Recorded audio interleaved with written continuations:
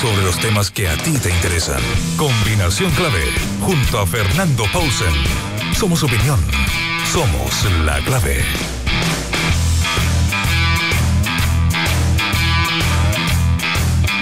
Estamos ya dando comienzo a Combinación Clave. Estamos aquí con el director de la Escuela de Ciencia Política de la Universidad Central, Rodrigo España, y justamente vamos a conversar sobre el debate presidencial de Anatel de anoche. Rodrigo, ¿cómo estás? Gracias por venir. Buenos días, Fernando. Yo mencionaba que hubo una época en que, pero faltaban, en esa época, faltaban máquinas de escribir para generar libros que hablaban del impacto y de las cosas que afectaban una campaña política y donde el debate parecía en un momento dado, y decía justamente después del primero televisivo que causó gran impresión en Estados Unidos, las cosas que impactaban para que una persona pudiera decidirse a votar por un candidato. Y se hablaba básicamente de esta masa grande de personas que antes de una elección no tienen todavía total y absolutamente definido su voto, sino que empiezan ese voto a consolidarlo en la medida que se empapan de la carrera y la campaña política. El debate hubo una época que se consideró fundamental, era algo cúlmine, se llegaba después de la campaña y parecía que era una especie como de Game of Thrones, así, un encuentro entre grandes personajes, y donde en 2 horas o algo así se definía la votación de un grupo muy grande de personas. Eso ha cambiado bastante, lo digo en términos de cómo hoy día se define el voto. Sí, mira, lo que pasa es que el tipo de debate al cual tú haces referencia tiene que ver también con la irrupción, por ejemplo, de la televisión dentro de los sistemas políticos. O sea, cómo la televisión se transforma en un instrumento de propaganda política y también para mostrar a aquellos que no pueden acceder directamente al candidato en los mítines o porque no llega a las ciudades o porque los trenes no llegan a los pueblos donde van los candidatos, y por lo tanto la televisión permite acercar a los candidatos y a la política a aquellos ciudadanos que estaban un poco fuera de esta órbita de campaña.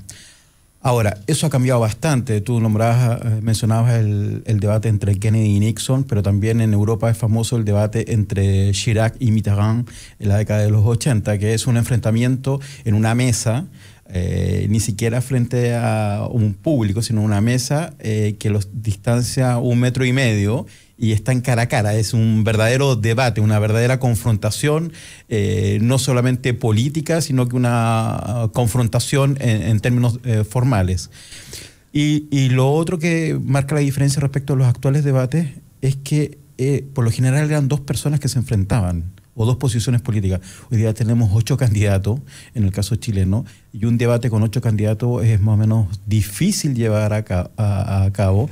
Y lo otro que es muy difícil por los tiempos, por la forma en que interactúan, de que exista efectivamente una confrontación de ideas entre los candidatos. Entonces, por lo tanto, ha cambiado mucho, tiene que ver con avances tecnológicos, tiene que ver cómo se ha desarrollado también la política, y tiene que ver también con que los ciudadanos ya no consideran el debate como algo esencial para la determinación de su voto. De hecho, muchos ciudadanos ya determinaron, incluso antes de los debates, mucho antes de los debates, hacia dónde iba a ir su voto. Sí, y hay ciertas cosas que también, yo lo contaba en la editorial, son importantes de ver. Los formatos de los debates pasan a ser un tema, o sea, un temazo. La discusión sobre cuánto tiempo tiene cada cual, cómo se produce la interpelación entre periodista y candidato, qué tanto de contrapregunta se permite, qué tanto de discusión. Eso está todo, de alguna manera se establece, sobre todo cuando hay muchos candidatos, para minimizar gran cantidad de daño también. Hay formas y formas de debatir. Una cosa es totalmente distinto si tú tienes 2 horas para que hablen 3 personas a que tú tienes 2 horas para que hablen 8. Exactamente. Ahora, lo interesante o lo malo de este tipo de debates donde tienes 8 candidatos es que es imposible que un candidato en alrededor de 14 minutos en total por candidato pueda hacer una presentación razonable sobre su programa político para su proyecto político. Entonces es como un poco absurdo que uno pretenda que en 2 minutos y medio de respuesta tenga la solución al problema de salud, de educación, al problema económico o al problema de la delincuencia. Y entonces nos quedamos en aproximaciones bastante superficiales sobre unas temáticas, con mucho eslogan de por medio y con algunas cifras que pretenden dejar en el ciudadano instalado de tal manera de que de alguna manera muestre de que tiene más o menos conocimiento sobre un determinado tema. Sí. Ahora, desde el punto de vista de lo que pasó ayer, Rodrigo, estamos con Rodrigo España, él es director de la Escuela de Ciencia Política de la Universidad Central. Desde el punto de vista de lo que pasó ayer, ¿había algún tipo de, en el caso de este debate, algún tipo de, si tú quieres, ansiedad respecto por lo menos de uno de los candidatos que era el que había estado toda la semana generando ruido porque se decía que no había presentado su programa? Era el caso de Alejandro Guillé, que justamente hoy día lo presenta en su acto formal. Ayer hubo muy poca cosa que le preguntaron sobre el programa. Sobre el programa. O sea, casi nada. Casi prácticamente nada. Tenía que ver con otro tipo de situaciones que tuvieron básicamente con puncetazos que dieron más bien los candidatos respecto de Alejandro Guillé. Casi no hubo preguntas respecto del programa, lo que te lleva a que las campañas tienen este tipo de concentración temático, de repente parece que todo lo que importar es un punto determinado y de pronto desaparece el punto, no deja de ser tan vital y pasamos a otra cosa mariposa. En el caso de ayer, yo creo que Alejandro tuvo mucho más que responder respecto de cosas que venían preparadas de antemano, como la situación de San Ramón, y que era bastante evidente que se lo iban a preguntar, la situación de San Ramón o la capacidad que tiene una coalición que es actualmente de gobierno de poder continuar cuando están divididos en, qué sé yo, 3 o 4 distintos pareceres, digamos. Sí, sin lugar a duda. A mí lo que me... Bueno, primero que nada hacer otro punto. Hoy en día casi nadie se lee el programa de gobierno. Entonces, cuando se le exige a un candidato un programa de gobierno, uno asume o quisiera asumir de que la gente va a leer o la ciudadanía va a leer el programa de gobierno, y lo cual ha demostrado que no es así. Entonces, cuando hay una sobreexigencia a un determinado candidato sobre su programa de gobierno, que más que nada es una formalidad a estas alturas del partido, respecto de lo que pretende hacer en su gobierno, porque en el fondo lo que presentan los candidatos son como grandes medidas que pretenden hacer en los primeros meses de instalación de gobierno. Y en ese sentido, a Guillé se le ha intentado mostrar como un candidato inexperto, incapaz políticamente, y que mejor evidencia para ello es que no tiene un programa de gobierno formal.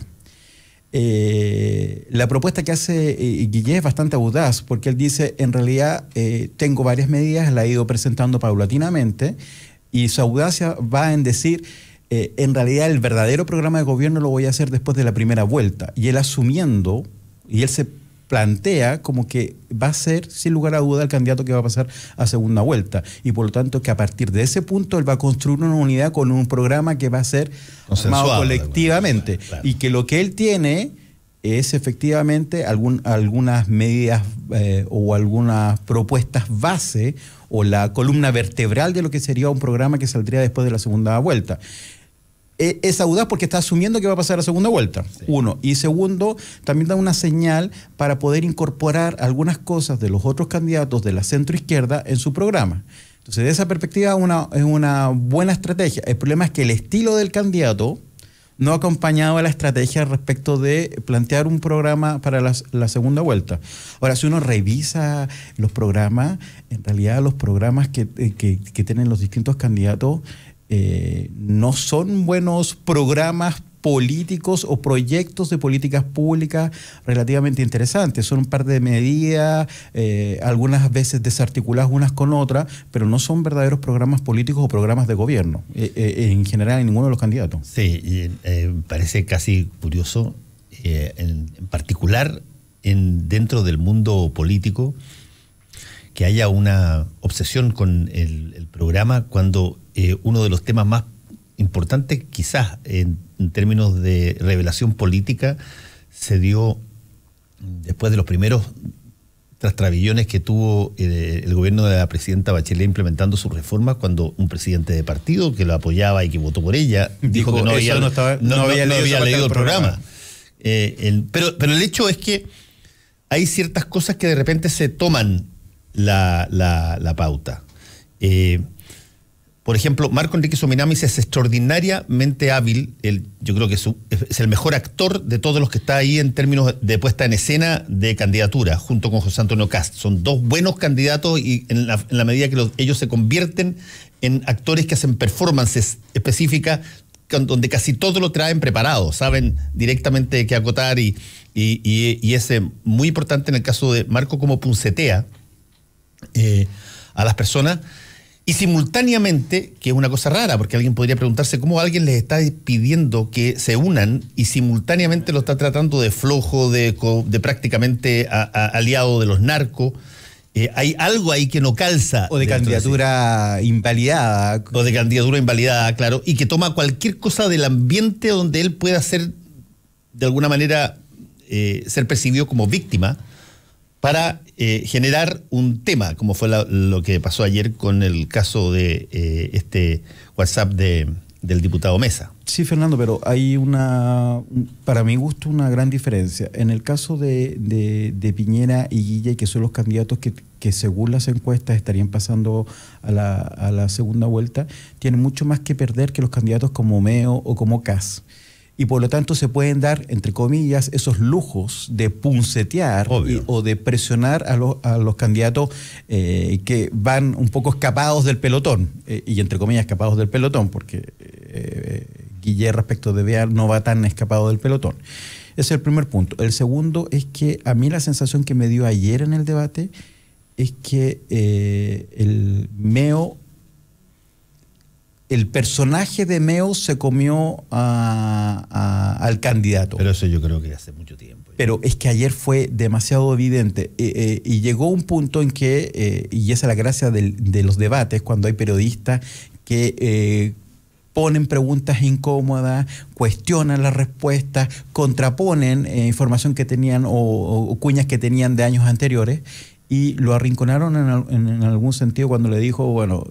Usted está llamando a la unidad, pero por otro lado lo trata de narco. ¿Es o no es narco? Tiene. Entonces ahí nos vimos al Meo, que tiene una buena capacidad para moverse frente a las cámaras, de resolver y, como dirían futbolísticamente, salir jugando. Ahora, convengamos que desde el punto de vista de la performance de los candidatos, tú tienes candidatos que son fantásticos desde el punto de vista de los medios de comunicación, porque te generan cuñas, te generan temas, te generan cosas, te ponen temas en tabla. Normalmente eso no lo hace quien va ganando o quien está en la punta, porque esa persona básicamente lo que hace es protegerse. Sí. Se busca proteger de determinadas cosas. Ayer me sorprendió, para serte franco, Sebastián Piñera en ese sentido, porque él hizo algo que hoy día está todo el mundo criticándolo, y que es burdo, y que es cuando tú generas un gráfico de barras abiertamente distorsionado. Eso es una cosa que se hace y se hacía históricamente en política, se hacía con rayas, y tú ponías las rayas que te convenían un poco más grandes y las rayas que no te convenían un poco más chicas, pero hacerlo en televisión, poner la situación donde el 22 lo puedes duplicar y todavía no llegas al 30, eso es un poco torpe, digamos. Quien le hizo ese gráfico, si es que él lo pidió de esa manera, en términos de un jueguito visual, para que perceptualmente te pudiera dar la idea de que había un tremendo salto entre esos dos números. Y el 28. Y el 28 era una cosa gigantesca, más del doble. Es una cosa que al final te rebota, porque hoy día tienes una cantidad, ahí está hoy día tienes una cantidad enorme de discusión en Twitter sobre la base de que es un juego, es una tontera, es un gustito. No había para qué hacerlo. Es un gustito, pero tiene un efecto sobre el candidato. Seguramente en las redes sociales esto está on fire. Sí, así es. Pero el tema es que la ciudadana que no entra o el ciudadano que no entra regularmente a las redes sociales y que está viendo la televisión, visualmente dice, efectivamente, y además que lo coloca en azul. Exacto. Efectivamente, durante el gobierno de Sebastián Piñera, porque además no es porque también hay una nota de pie de página, es la victimización, sí. que no necesariamente no es la criminalidad. Claro. Exactamente, entonces hace ese juego. Yo creo que en ese sentido Sebastián Piñera fue hábil en las oportunidades que sacó esos papelitos, independiente de que nosotros sabemos que son burdos, que las cifras no se condicen, todo lo que tú quieras, pero para el ciudadano que estaba viendo en Putú, la televisión y que no tiene acceso a las redes sociales, le llega... Pero déjame tratar de discutirte ese concepto. Vale.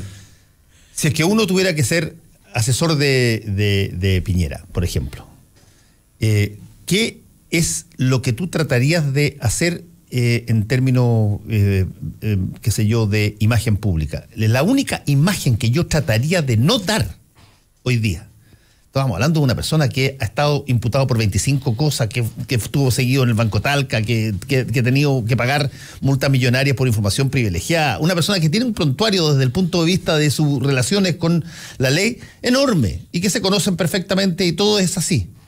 La única cosa que me gustaría a mí que no le pasara a mi candidato es que tuviera que al día siguiente o al minuto siguiente de tener que presentar algo, dar explicaciones sobre alguna triquiñuela, una pillería que yo hice que ratifica mi imagen de ser pillo. Eso no tengo para qué regalarlo. ¿Por qué tengo que poner una muesca más que señale, mira, con Sebastián Piñera al final siempre hay letra chica, siempre hay una cosa que el tipo te va a salir de una triquiñuela al final? Esto es un gustito que termina diciendo, ¿te das cuenta? Mira, incluso hasta cuando presenta los gráficos tiene que presentarlos de una manera trucha. Sí, pero ese es el análisis que estás haciendo tú y que estoy haciendo yo. Pero el ciudadano común y corriente de una zona rural, ese análisis no lo está haciendo. Él marcó el punto. Pero el ciudadano de una zona rural no tiene por qué ser una persona que no tenga capacidad de discernir lo que está viendo. Digamos. Es que si nosotros hacemos caso al análisis que tienes tú y que tengo yo respecto de Piñera, con todos los casos y todo, Piñera no debería tener el 44% o 45% de la encuesta, y lo tiene. Por lo tanto, ese análisis que nosotros estamos haciendo, lo estamos haciendo desde otra aproximación distinta al que hace el ciudadano, que vio el gráfico y dijo, efectivamente, durante el gobierno de Piñera se bajó. Hubo menos crímenes, ni siquiera victimización, hubo menos crímenes. Y es evidente. Sí. En esa lógica es acertado. Ahora, ayer Sebastián Piñera estuvo francamente incómodo durante todo el debate y fue evidente. Me recordó las imitaciones de Kramer respecto de Piñera, cuando movía el hombro. Bueno, es que él tiene esa particularidad, yo lo he visto miles de veces en set, y tiene una particularidad doble, que es bastante interesante.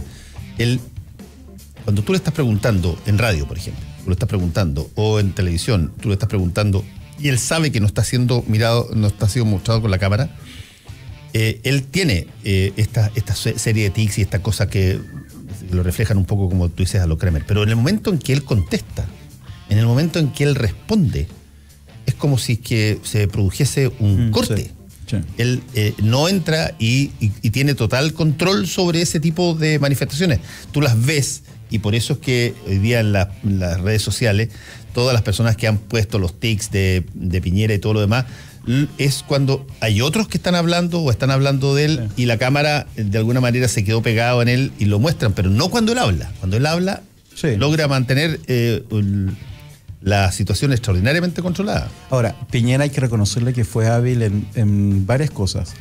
Una, de estos gráficos podemos estar de acuerdo o no de acuerdo si son mentirosos o no son mentirosos, o si dicen parcialmente la verdad. Pero los utilizó y van a tener un efecto sobre la ciudadanía. Dos, en que cuando era su momento de la interpelación, de contestar, él lo utilizaba no para responder, sino para colocar los temas que habían quedado pendientes o reforzar alguna idea en las rondas anteriores. Y esto, bueno, en un momento Meo se ríe descaradamente de él porque le está mostrando que efectivamente no está respondiendo o no está utilizando el tiempo para lo cual fue diseñado. Y en esa lógica él fue bastante hábil. Y lo otro, que no entró en una confrontación directa con el resto de los candidatos, a diferencia de lo que fue Meo, que fue realmente... No, pero eso hace tiempo que lo viene haciendo Sebastián Piñera. No entra en confrontación directa con las personas. A lo más dice, lástima que estas cosas terminen en este tipo de cosas, y se va para otra cosa, pero no entra, y eso me parece que es estrategia y le ha ido bien en eso. Le ha funcionado.